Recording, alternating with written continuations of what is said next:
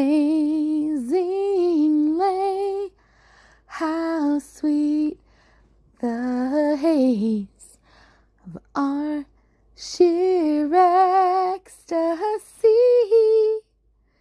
You locked me in a cross-eyed gaze with no recovery. I never understood why you always needed a movie or some other sort of distraction before you'd fuck me. So just for shits and giggles, that evening I threw in Monsters, Inc., and sure as I expected, right about the time that Sully loses the girl, you were about to lose your load in my mouth.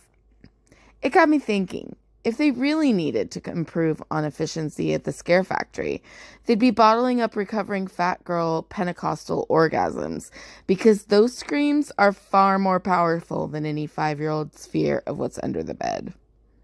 At that point, you remind me that it's imperative that you didn't miss Easter Sunday service, so you wouldn't be able to stay the night.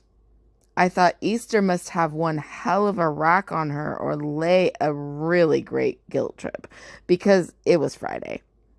Whatever, I wasn't your keeper, and for such a self-proclaimed conservative Fox News-loving guy, you sure loved my bed, where we always ended up. You made me want to confess on your behalf, confess about all the times I used to hide in my mom's closet and pillage through her romance novels, reading only the juicy parts. Confess about how the Wiggle Rider pen I got as a stocking stuffer when I was 10 also conveniently doubled as the first ever pocket rocket.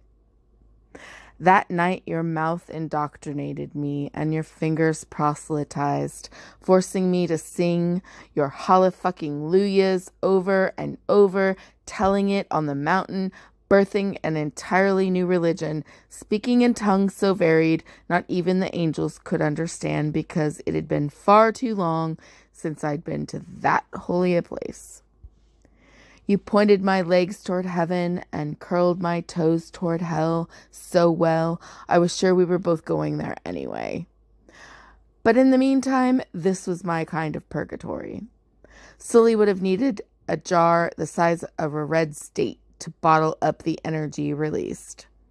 And once the service in my sheets was through and your hymns had sinned against the neighbors in a 4-apartment radius, you sat on my fugly Goodwill couch in your underwear, entranced by the 10 Commandments on TV. Sweet Holy Moses, I thought it was odd, but you were entitled, because after my second coming, I was convinced you were the Messiah himself, even if Easter was not 1, but